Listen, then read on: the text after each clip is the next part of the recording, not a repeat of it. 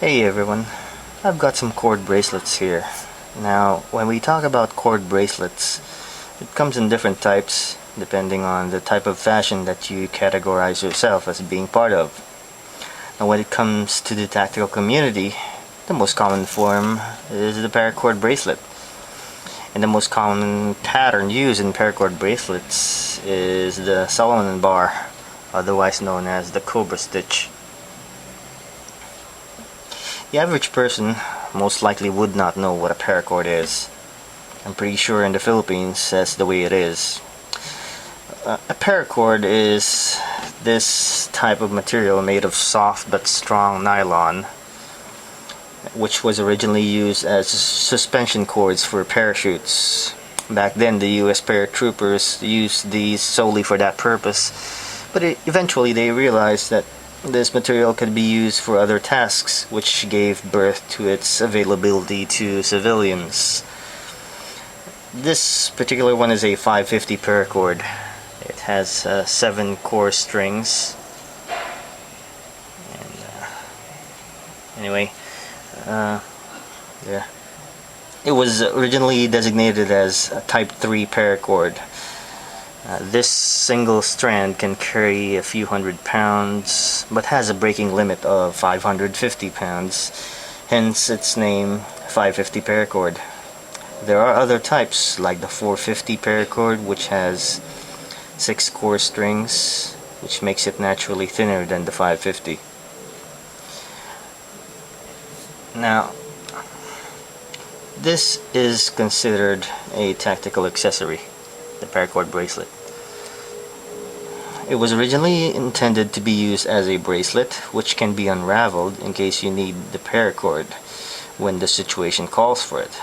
Like, for instance, you need the paracord to fasten together some wooden poles, or maybe use it for tourniquet material, or need to improvise on some harnesses. Well, depends on how drastic the situation is. But let's face it, paracords are a bit of a fad. Wearing one somewhat labels you as being part of the tactical community, or at least being a bit knowledgeable on that aspect. But if you do decide to wear one for its practical use, you might want to consider how fast you can make this material available for other uses. Depending on how drastic the situation is that calls for its use, the cobra stitch is quite hard to unravel. In a real emergency situation, you might not be able to unravel it fast enough. So an alternative to the cobra stitch is this chain sinnet. There are different forms of chain sinnets, but this form mimics the cobra stitch. Okay. Now let's compare it side by side. There's a slight difference. Okay. The chain sinnet tends to have a more slanted profile. Okay. And the chain sinnet, this particular chain sinnet anyway, naturally wants to twist away like this, whereas this one, see how straight that is.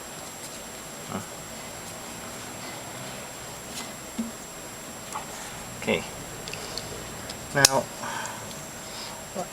the chain sinnet, the design of the chain sinnet is that it's unlike the paracord. Let's say, here's an example of the a few loops of cobra stitches.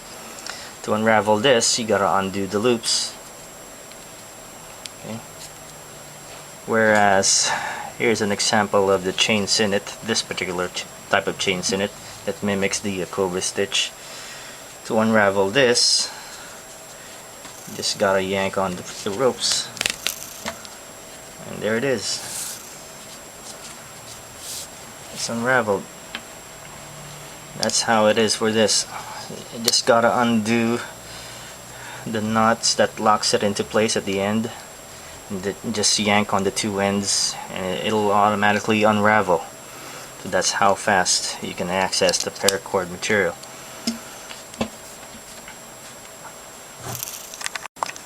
let's talk about the material. As far as paracord is concerned, this is not available on every store or sports accessory outdoor places. Most likely you would have to resort to buying this stuff online, but there are a few stores that I know here in the Philippines that sells this stuff. One is the MDK, which is the cash and carry in Makati. Another one is the SOE, and that one's in Makati Square. There are probably others that I just don't know of, but in any case, yeah, that's how rare that this paracord is here in the Philippines. So an alternative is this material. This is well, I was told it was a cousin cord, but I've heard of different names.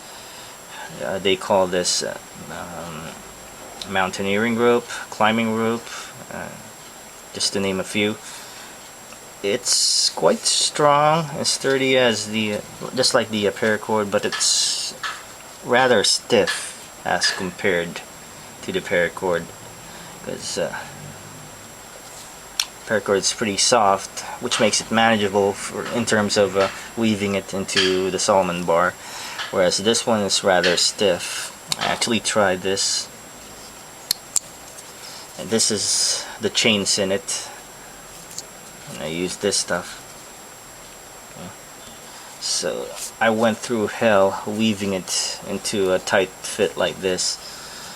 It's really stiff, so which makes it hard, whereas this one I was able to do this just for a few minutes.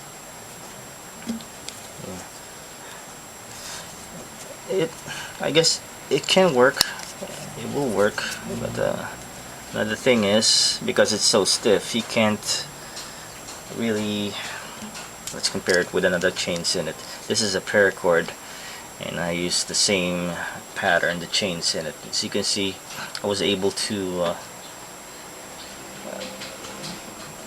get the slack out of this one, and it's actually rather neat as compared to this one. But this is the tightest that I can manage as far as the weave is concerned, so it's not that manageable as compared to the paracord. Okay. Plus, it feels rather rough. Paracords are pretty soft and smooth. Okay. So this is what I've been using for the past couple of months. Tried it. I've used this, and in both cases, I've never found myself in a situation where I had to unravel it.